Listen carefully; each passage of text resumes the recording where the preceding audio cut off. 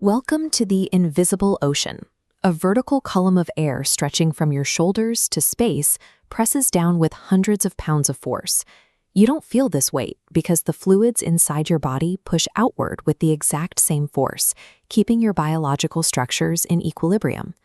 To measure this balancing act, we define pressure as the total force exerted divided by the area it acts upon.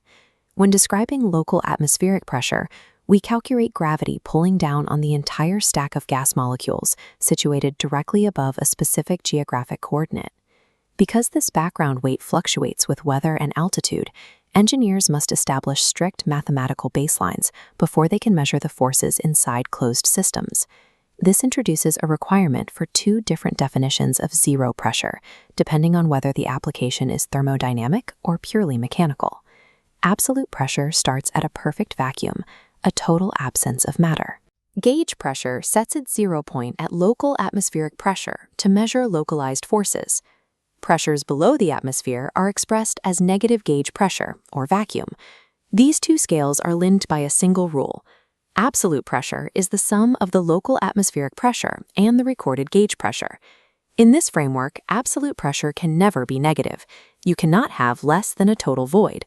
Only the gauge reading can drop below zero. A flat car tire illustrates this.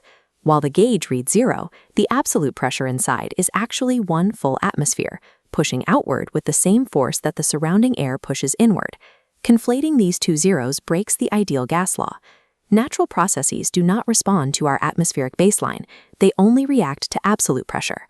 While atmospheric gases are compressible, calculating the pressure within a static liquid is governed by a direct relationship between mass and depth. The hydrostatic equation states that the pressure at any point is the product of the fluid's density, the acceleration of gravity, and the vertical depth from the surface.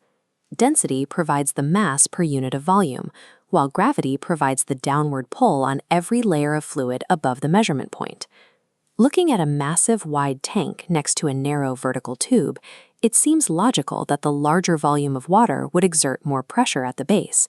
However, if all containers are filled to the same vertical height, the pressure at the bottom is identical across all three. This is the hydrostatic paradox. In a vessel that widens toward the top, the rigid sloping walls actually push down on the fluid. This structural force compensates for the missing water weight that would be present in a straight cylinder. Pressure relies strictly on vertical height. A 3-meter dive in a small backyard pool creates the same physical stress as a 3-meter dive in the middle of the ocean. We can use this predictability to turn fluid height into a measuring tool for the atmosphere itself. This is a mercury barometer. It functions by translating the invisible, fluctuating weight of the air into a simple linear height on a vertical scale. Evangelista Torricelli created this by inverting a liquid-filled tube into a basin. The liquid level drops just enough to leave an empty vacuum at the top, leaving the atmosphere as the only force supporting the remaining fluid column. This requires a high-density fluid. If we used water, the atmospheric weight would support a column over 10 meters tall. By using mercury, which is 13 times denser than water, we can compress that unmanageable height into a portable 76-centimeter glass tube. The barometer successfully converts a complex gravitational weight into a static, measurable dimension. To measure the pressure of gases sealed inside industrial tanks, we expand this concept into the U-tube manometer. In this setup, one end of the tube connects to the gas we want to measure, while the other remains open to ambient air. We analyze this by remembering that within a continuous, static fluid, pressure is always equal at the same horizontal level. We solve for the unknown pressure by performing a pressure walk.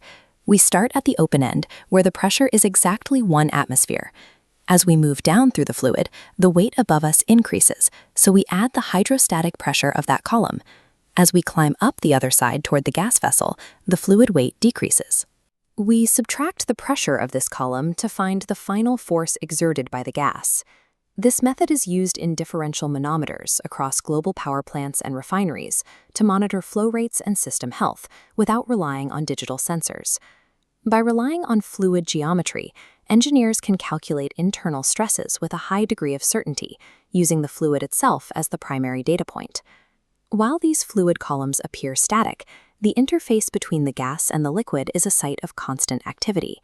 The pressure we record is actually the cumulative effect of trillions of gas molecules colliding with the fluid surface. This kinetic energy is what physically holds the weight of the fluid column in place. Because this balance is so consistent on Earth, many fields still use units of fluid height, like millimeters of mercury, as a standard. A medical sphygmomanometer uses this scale. A blood pressure reading of 120 indicates that the heart is exerting enough force to support 120 millimeters of mercury against gravity.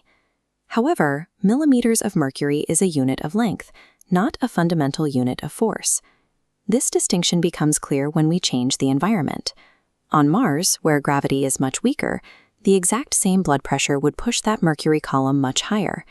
An astronaut using an Earth-calibrated device would receive a dangerously incorrect reading.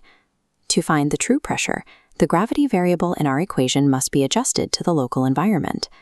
This is why engineers convert fluid heights back into pascals. It ensures that the measurement remains accurate regardless of planetary location. These same principles allow us to measure speed through the air. A pitot tube on the nose of an aircraft measures the pressure of the oncoming wind. By comparing that dynamic pressure against the static air surrounding the plane, pilots can determine their velocity with extreme precision. In modern medicine, these concepts have transitioned from external tubes to internal diagnostics. High-resolution manometry uses specialized catheters equipped with dozens of individual sensors.